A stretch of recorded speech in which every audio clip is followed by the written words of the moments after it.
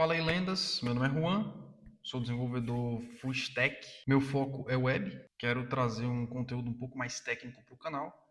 E hoje eu queria falar sobre cores. É algo que, por exemplo, eu já tive entrevistas em que eu fui perguntado como eu explicaria o conceito de cores, como eu explicaria onde eu utilizaria cores, como eu configuro cores, por exemplo, em um determinado serviço, uma determinada API, uma API que tem servidor, que não tem servidor. Então, é um conhecimento que de fato é cobrado em entrevistas. E eu queria trazer isso daqui, até para eu não deixar esse conhecimento se perder por aí.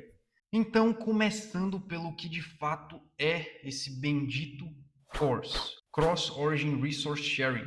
E o que significa isso? Basicamente, é uma camada, é um protocolo de segurança que garante que somente domínios autorizados vão poder fazer requests para determinadas APIs. Então, por exemplo, se você está lá no Google, eles têm uma API interna, só pode ser acessado pelo domínio google.com, nenhum outro domínio vai conseguir, de fato, executar requests para essa determinada API, porque vai ser bloqueado nessa primeira camada de cores. Isso é só uma camada de segurança. Isso não vai garantir a segurança de, agora pronto, agora que eu ativei o cores no meu site, tá tudo certo, tá tudo tranquilo, não vai mais ter DDoS, não vai mais ter SQL injection, não vai mais ter nada, tá tudo certo, agora não preciso mais me preocupar com nada.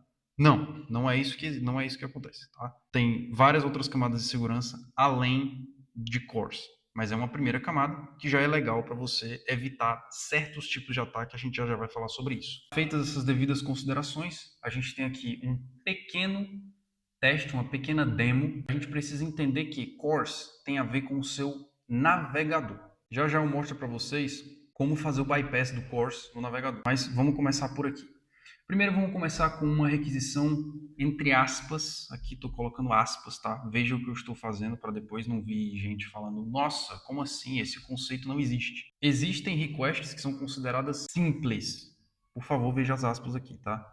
Requests simples, que são requests basicamente que não tem payload, que normalmente você não vai passar um body ou algum parâmetro específico em formato de payload. Essas requisições do tipo GET, você pode ver aqui que ela é feita de maneira normal. Mas, quando você tem uma request GET feita, perceba que eu passo uma origem aqui, perceba que está tudo sendo autorizado naturalmente, certo? Perceba o domínio também que eu estou aqui. Claro que eu estou em um servidor local, só rodando aqui para testar, mas localhost, porta 5500. Se eu vier aqui, perdão pelo flashbang aí, eu não tinha atualizado a parada. Se eu vier aqui, você vai ver que, opa, deu erro de cores.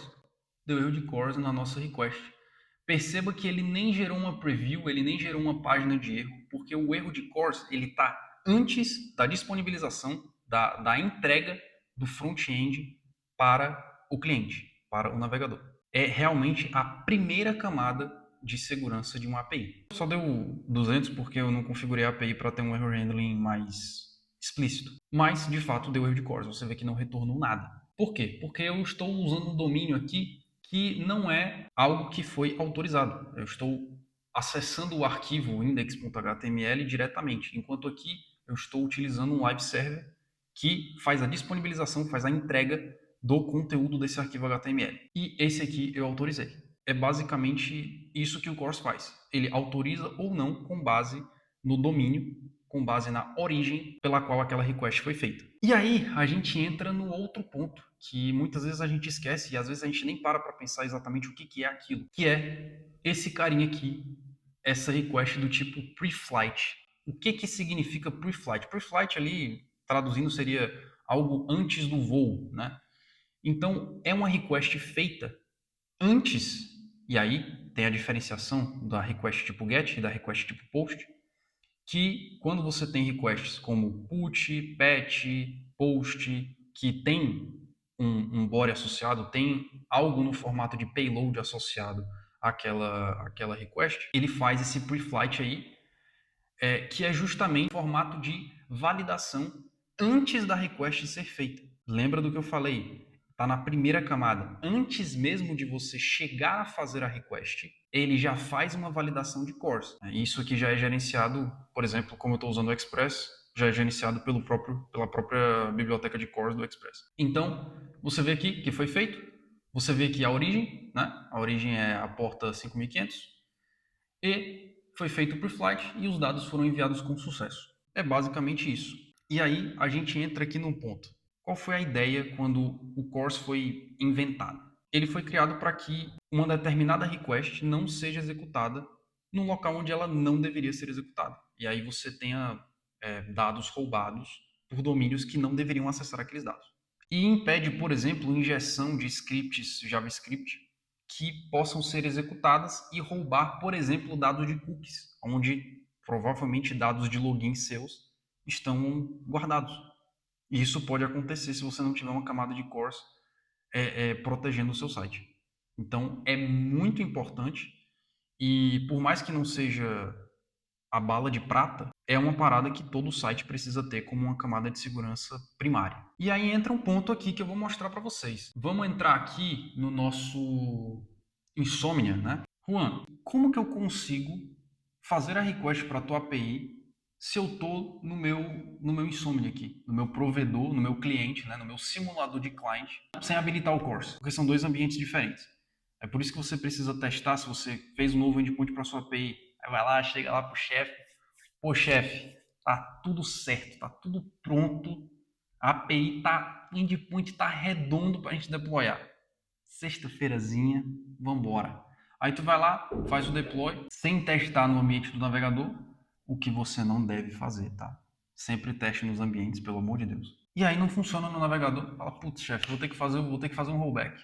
Putz, aí quebrou. Pois é, isso acontece justamente porque o CORS ele tá só aplicado na camada do navegador. E aí você vai perguntar, você vai fazer uma pergunta muito boa, que é, faz sentido eu bloquear no navegador, sendo que provavelmente os ataques vão acontecer, por exemplo, via Insomnia, via Postman, via curl, tanto faz, não é verdade? O CORS em si, ele não protege o seu back-end.